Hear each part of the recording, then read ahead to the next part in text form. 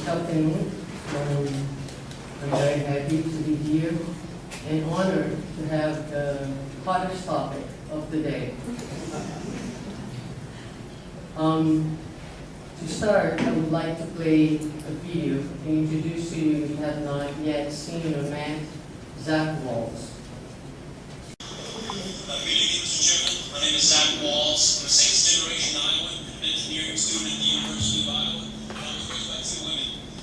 My biological mom, Terry, told her grandparents that she was pregnant, and the artificial insemination had worked, and they wouldn't even acknowledge it. It actually wasn't until I was born and they succumbed to my infantile cuteness that they broke down and told me that they were thrilled to have another grandson. Unfortunately, neither of them lived to see her marry her partner, Jackie, for 15 years when they wed in 2009. My younger sister, an only sibling, was born in 1994. We actually have the same anonymous donors who are full siblings, which is really cool for me. But the point is that our family really isn't so different from any other Iowa family. When I'm home, we go to church together, we eat dinner, we go on vacations. But we have our hard times too, we get fights. Actually, my mom, Terry, was diagnosed with multiple sclerosis in 2000. This devastating disease that put her in a wheelchair, so we've had our struggles. But, we're Iowans. We don't expect anyone to solve our problems for us. We'll fight our own battles. We just hope for equal and fair treatment from our government. Being a student at the University of Iowa, the topic of same-sex marriage comes up quite frequently in classroom discussions. The question always comes down to, well, can gays even raise kids? And the conversation gets quiet for a moment, because most people don't really have an answer. And then I raise my hand and say, actually, I was raised by a gay couple. I'm doing pretty well. I scored in the 99th percentile of the ACT. I'm actually an Eagle Scout. I own and operate my own small business. If I was your son, Mr. Chairman, I believe I'd make you very proud. I'm not really so different from any of your children. My family really isn't so different from yours. After all, your family doesn't derive its sense of worth from being told by the state, you're married, congratulations. No, the sense of family comes from the commitment we make to each other, to work through the hard times so we can enjoy the good ones. It comes from the love that binds us. That's what makes a family. So what you're voting here isn't to change us. It's not to change our families. It's to change how the law views us, how the law treats us. We're voting for the first time in the history of our state to codify discrimination into our Constitution. A Constitution that, what the proposed amendment is the least amended Constitution in the United States of America. You are telling Iowans that some among you are second-class citizens who do not have the right to marry the person you love. So will this vote affect my family? Will it affect yours? The next 2 hours, I'm sure we're going to hear plenty of testimony about how damaging having gay parents is on kids. But in my 19 years, not once have I ever been confronted by an individual who realized independently that I was raised by a gay couple. And you know why? Because the sexual orientation of my parents has had zero effect on the conduct of my family. Thank you very much.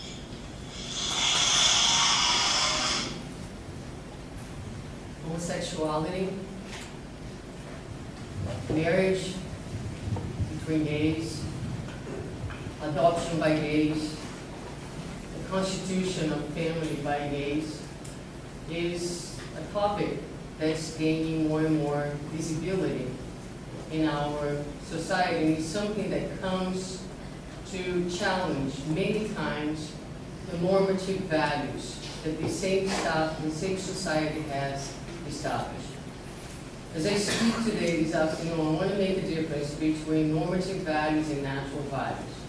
When I speak about natural values, I will be speaking about the values of the natural law, of the divine law.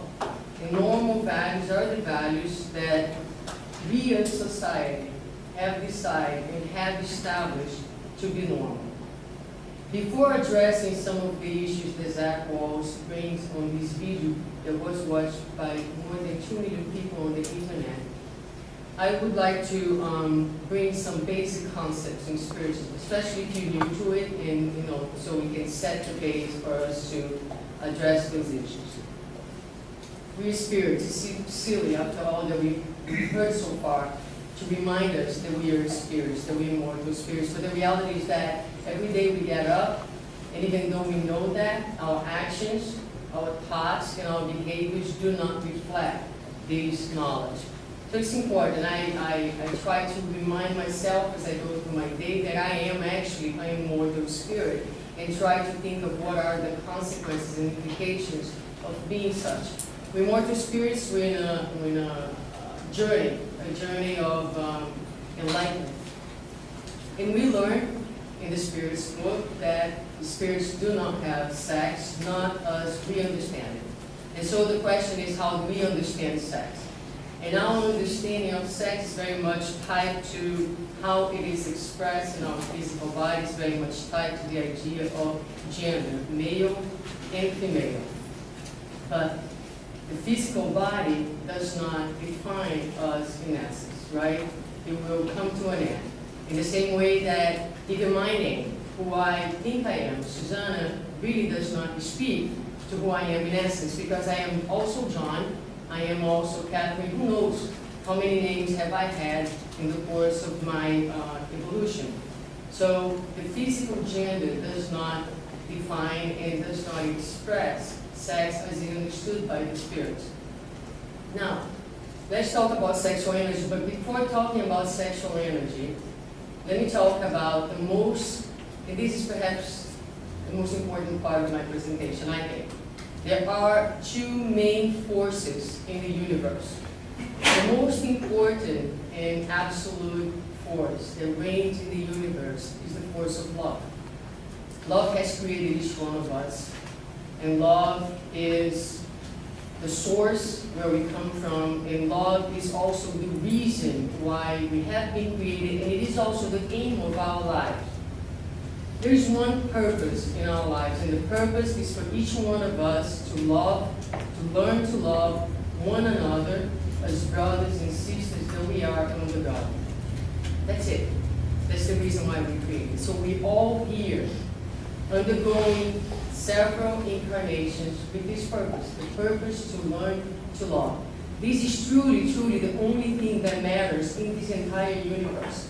God expects that one day we'll be able to manifest in ourselves, in our thoughts, in our actions, in our feelings, unconditional love for one another. And then there is a second force, a very important force in the universe, which is sexual energy. Sexual energy is a force of creation. It's a force of action. It's the force that creates the planets, the galaxies. It's a force of creation that happens when we create a physical form. It's the force of creation that I use when I am at work, building, helping, assisting others. It's the force that is used in arts, in music, in all the expressions of life. So it's a force of action. And reincarnation. Reincarnation is the steps, is the phases that we have to undergo in order to achieve enlightenment. So in order to achieve enlightenment, we come back, we return many times. And as we return to the physical realm, at times we'll take a body that is of the female gender, and then at other times we'll take a male body, with the purpose of allowing the spirit to experiencing both genders also develop the masculinity and the femininity, the potentialities that we have inside ourselves, and integrate these potentialities. So each gender is going to give us a number of experiences, and it's important for the enlightenment process that we experience both genders through reincarnation. Emmanuel, in the book Life and Sex, and also George Andre, in the book that's not yet translated, Sexual Forces of the Soul, they speak about this phenomenon called psychic bisexuality. And what is it? We all bring in ourselves, in the core, in the spirit, in our ancestors, or unconscious, whatever you want to call it, the potentialities for masculinity and for femininity. It's in us. We have both potentialities. When we go through the process of reincarnation, each one of us has masculinity and femininity in itself. If you had more lives in the male gender, the proportion is going to be that you will be expressing more of the male characteristics. And so these characteristics, this experience, the sum of experience that you have had in the male gender are going to express as you go from one incarnation to another, and even in the spiritual realm, your likes and your tendencies. Now, when we talk about evolution, this is from the book, again, that I already cited, the book of George Andrea, Sexual Forces of the Soul. He talks about the evolution of the sexual energy. And what he explains to us is this, is that in the very beginning of our evolution, our sexual energy is going to express itself in more absolute ways. So we're going to be either more towards the end of masculinity or more towards the end of femininity. And what happens as we evolve? We move over here to the central zone. So each one of us right now will be expressing again in the more peripheral or conscious areas of our being, the sum of our experiences through the reincarnatory process. What happens to the more evolved spirits? The more evolved spirits, they no longer manifesting their sexuality through the most peripheral areas of the being, but the sexuality is manifested from the core, from the spirit itself. And this sexuality no longer has identification with gender. It's a sexuality where both masculinity and femininity has been fully developed and has been fully integrated. So these spirits are able to manifest this energy with the full integration of both polarities. And again, they no longer identify with either gender. So this is the evolution of the sexual energy as we undergo the process of reincarnation. This is what's going to happen to each one of us. Okay, it's only 35 minutes, so I cannot go much deeper into this. And I'm going to move forward to possible spiritual scenarios for sexuality. Now, those are usually presented as possible spiritual scenarios for homosexuality. But I'm going to tell you that the reasons why someone might be homosexual are the same ones that someone might be heterosexual. And I also think that this is me, and that one day we're going to look back at this whole discussion and me being here talking about homosexuality, and we're going to think that how silly that was, how pointless, you know? Because the same way that we don't question why we are heterosexual, I am sure that one day we're not going to be wasting time thinking why we're homosexual. We're going to have better things to do. But in any case, so the possible spiritual scenarios for sexuality, let's look at them. Natural consequence of emotional echoes of many past lives in one gender. Condition that facilitates the accomplishment of one's mission. Child expiation due to abuse of genetic faculties in other people's feelings, and condition derived from the present, such as educational process, traumas, and culture. It's a very complex. There's so many different reasons, and we can't talk about all of them. So we're going to focus on two reasons that speak to reasons that are related to the reincarnatory process and previous experience acquired by the spirit. So the first one, natural consequence of emotional echoes of many past lives in one gender. So in the Spiritist magazine, we're going to find the following. It could be the case that a spirit incarnates a number of times under the same gender, which is something that could lead you to keeping either the male or female characteristics whose mark it still holds in either state, spiritual or incarnate state. It is only at a certain level of progress and dematerialization that the influence of physical matter is completely eliminated along with gender ideation. Therefore, even if the spirit experiments a different gender in a new life, it could still keep the inheriting likes, tendencies, and nature of the gender it had before. This is in Allan Kardec, in which the Spiritist 1861 is the first volume. Now, another cause, and the one that's most talked about everywhere, including the Spiritist Center, is trial and expiation due to abuse of genetic faculties and other people's feelings. It's easy to understand why. Let's look at our society today. And let's think for 1 second, how well are we doing with our sexual energies and with our impulses and with our sexuality? I mean, all of us, homosexuals, heterosexuals, any type of sexual, right?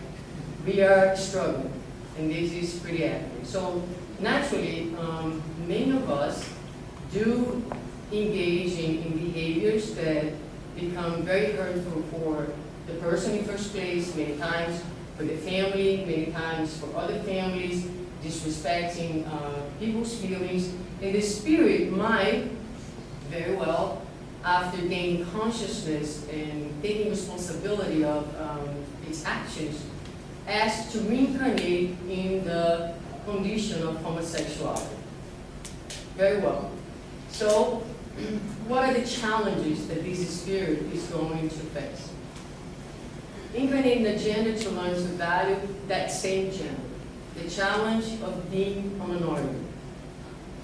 The challenge of living in societies where homosexuality is seen and understood as a disease.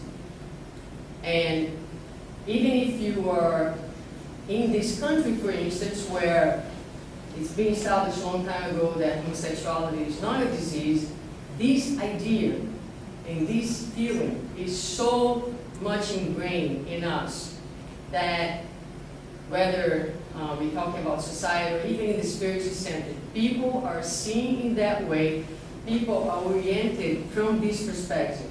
Let me put this something for you. Just the fact that we're discussing homosexuality means that our main assumption is heterosexuality is the norm. Because if it wasn't for this, we wouldn't be even discussing it. But we're here talking about this because our beginning point is that heterosexuality is the norm. And that's why we're discussing homosexuality. And when we address our brothers and sisters that find themselves in this situation, this is where we're coming from usually. The challenge of self-acceptance and self-love. Kirsten was talking about, she showed the pyramid. I think one of the greatest challenges that we all face is this challenge of low self-esteem, right? Why? Because none of us truly and deeply identify as a child of God yet.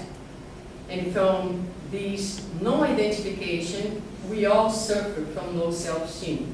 Just below low self-esteem, there was love and belonging. Love and belonging. Let me tell you something about belonging. Belonging is everything. It's everything. So when you're trying to love yourself, when you're trying to build an identity, and the society entirely around you is telling you that there is something wrong with you and you don't belong to this society, the challenge is much greater. It's much more difficult. It is difficult for each one of us to build our identity of children of God. But then when you have again a society that tells you that look, you're not normal, but Spiritism has hope for you, you know? It's not a sin, you're just deeply in trouble. And that makes me feel so good, right? Okay, so building self-esteem and building identity when you are going against, the majority of the people, if they're not telling, their actions many times tells you that you are, like Zach Wall says, a second-class citizen. Fight for the natural rights, such as freedom to love and family. Things that most of us take for granted. And then you have to fight for the right to constitute a family, for the right to openly love the person who you love. So, the challenge is the challenge of inner work. Well, it's everybody's challenge, right? We all doing in this journey to do our inner work. But so, these are some of the challenges. And the question is, what do we do? How do we go about this? Okay, so let's say that the person who is undergoing the experience of homosexuality is indeed a sinner. How are we going to save this person, right? We need to give this person tools for education. And the tools have been talked about the entire day today. What are they? Marriage. If you were married, you know what I'm going to be talking about. It's difficult. It's difficult. Past the honeymoon, long-term commitment. It's complicated, right? But it is one of the most precious tools for enlightenment, because marriage gives us opportunity to love beyond our egos, to find, if you can stick to it long term, to find a love that does not identify with ego anymore, a love that's profound, a love that's divine. That's what marriage does to each one of us. And so,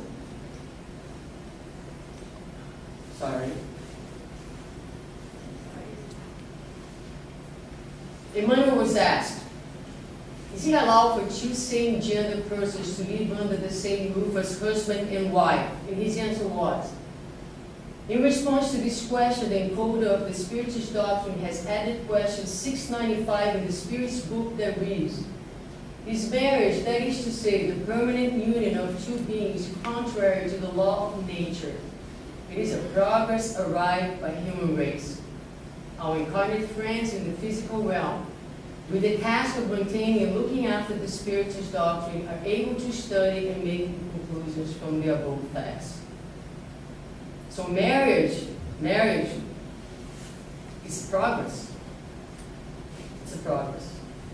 Because marriage means that, we are married, someone comes into our life, we feel that attraction, and we have a sense of responsibility, and we say, I'm going to commit to this person and stick to that person. This is going to happen in our lives, in all our lives. So it's a progress that has moved us from polygamy to monogamy. And it's a progress for all of us who are willing to experience the benefits of marriage. Adoption. It was said here before as well. The body receives from the bodies in the gospel according to the Spirit, but the Spirit does not receive from the Spirit. When we are thinking about marriage and family, we need to start thinking about these issues under the light of the immortal Spirit. And under the light of the immortal Spirit means that we don't belong to each other. So when someone decides to look at a child and say, it didn't come from me, I didn't generate this body, but this is a spirit who needs to be educated, and I am going to open my house and give up on my time and make the sacrifice to educate another soul. And then I'm going to return it to God, because that's who we truly belong to. So adoption is an act of unconditional love. Unconditional love for another human creature. It's an incredible exercise of love. And then we have family, the constitution of family. And what do we know about family? Much has been said already about family. One day, I want to see on John's presentation, when he put a picture of a family there, a picture of a gay family. Okay? All right. So, and I'll tell you why. Family. Family is a sacred institution creating a space where spirits with past commitments can meet again to develop on earth the constructive task of real brotherhood. This was said by Emmanuel.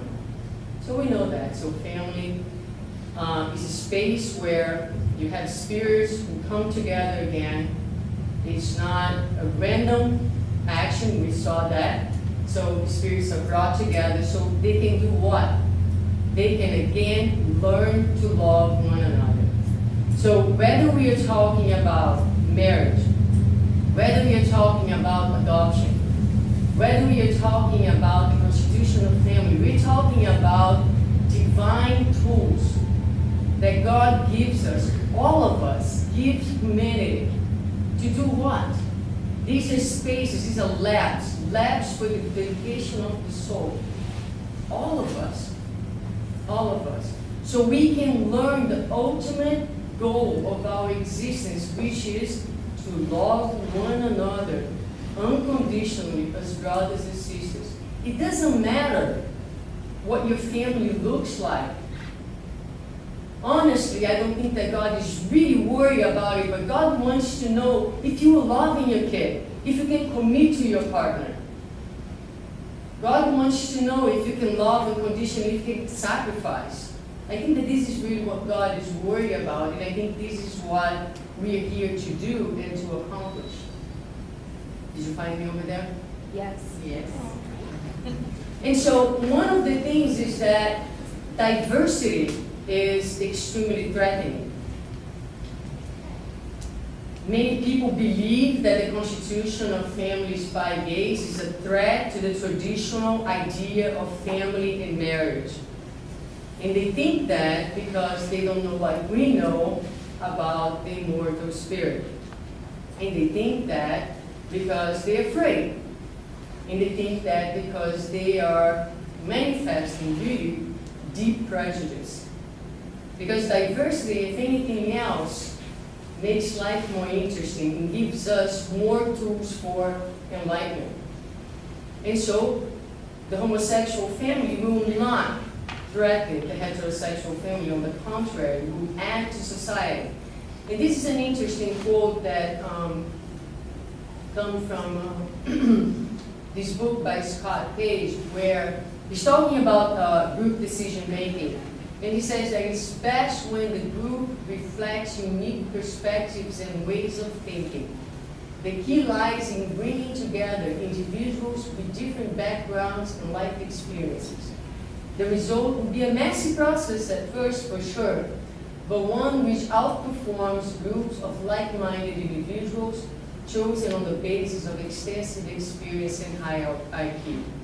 So, if you have a group of people who think exactly alike, even if they're very intelligent and experts, and you have a group with a diversity of perspectives, perhaps that group is going to be a little bit more work at first, but their experience is going to be so rich that's going, as he says, to outperform the groups that everybody thinks alike.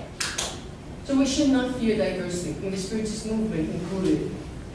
If we're open to learn with one another, if we're open to get our different points of view and put together harmoniously for the higher quality that guides all of us. Let me bring a little bit of research and also I will add a little bit of my personal experience, because this is not something that you find in books, not at this point. So I'm going to cite this book because it's an excellent book that brings together the outcome of many research studies. So I mentioned long-term relationships, right? And I mentioned how difficult they are if you're married. Again, you know what I'm saying. But when you are in a homosexual marriage, to the normal challenges of just being married, you have other challenges. If your partner is sick, you may not be able to get a visitation to the hospital. You don't get the economical advantage that married couples get in this country. And I'm going to tell you, the money is a tough issue on marriages many times.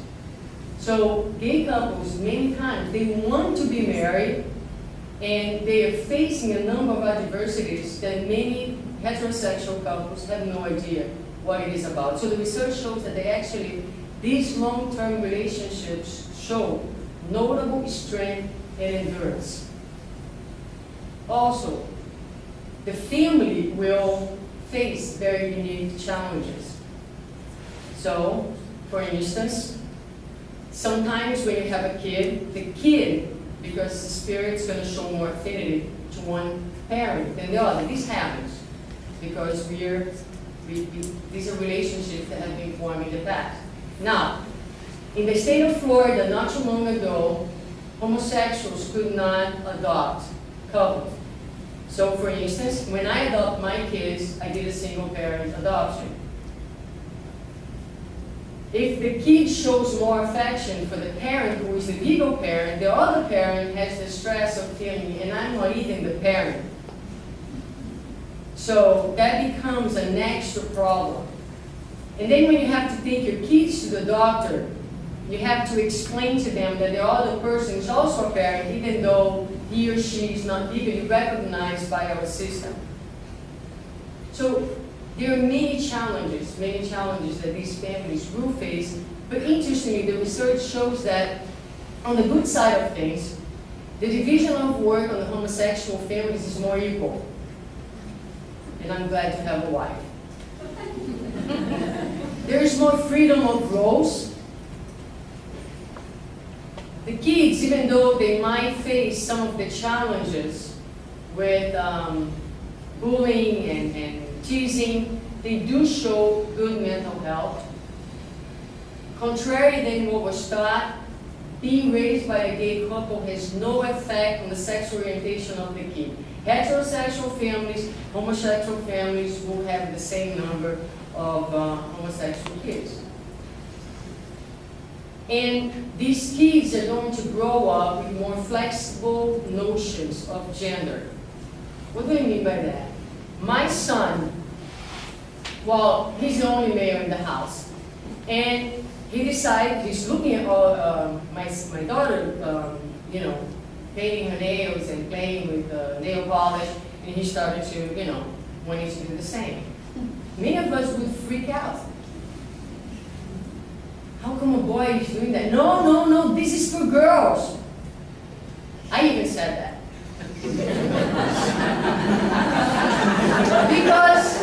because we have our own internalized homophobia, we have our own, we were raised in a society where, we were taught girls do this and boys do that, right? And so my partner's like, why are you saying that? I don't know. So I said to him, okay, go ahead and do your hair. But why is it so complicated? Because we feel threatened. Boys should not do that. What does that mean exactly? What does that mean exactly? That he's going to be gay because he's doing his nails? No. But what if he becomes gay? Right? And so, but these are the challenges that we face. So I told him, okay, go ahead and do that. You look pretty, look how cool your hand is, right? But then you also have to protect your kid. Because when he goes to school, not everybody's going to think this way. And so you have to say, this is okay, but look, sometimes people will not understand that. People will not understand that. So those are some of the challenges, and I have many stories. If you ever want to hear, I'll sit with you and tell you. But as I come to the end here, I want to end my presentation taking advantage of the political moment that we are undergoing and inviting you to do this with me. Let's move forward. Let's move forward. I think it's about time for us to leave behind and leave in the past these ideas of sin, these ideas of normal and not normal. Emmanuel in Life and Sex says clearly at the end of the book that what we think is normal is not quite normal, and the ideas of normality are going to change and evolve. So no one can really say what's normal and what's not normal. So let's move forward. And I invite you to think about the experience of homosexuality as a blessing. Because it is. Because it gives you so many tools and so much material to work. Just like anything else, every single experience that we have in this planet, every single circumstances of our life becomes a tool of enlightenment if we make good use of it.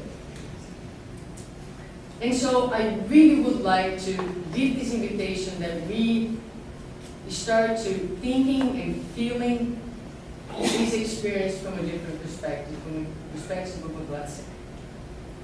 And I also would like to invite you who are involved in the Spiritist Center to go back to your Spiritist centers. And please, teach your kids, when you're talking about families, that there are other types of families out there, so they can learn with a broader view and understanding.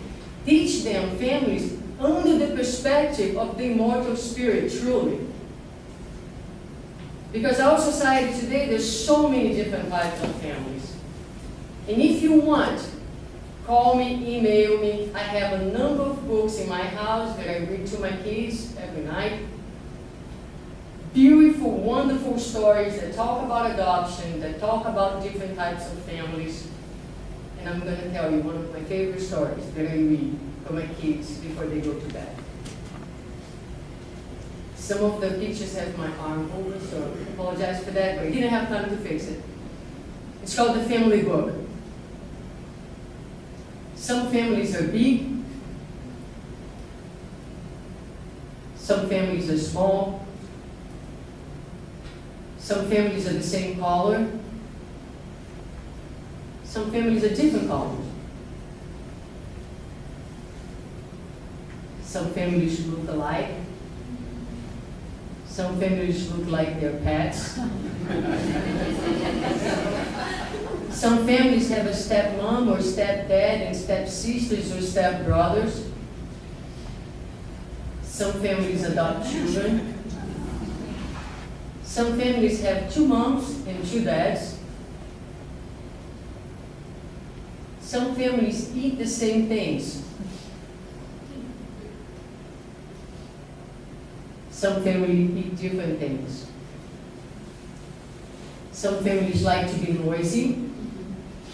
Some families like to be quiet. Some families like to be messy. Some families like to be clean. All families can help each other be strong. There are lots of different ways to be a family. Your family is special, no matter what kind it is. And with this story, and thank you, I would like to mention the outstanding work of Angel Moreira, and I would like to also thank my partner, Sherry Ashraf, who has been extremely instrumental in broadening my only view and understanding of this. Thank you.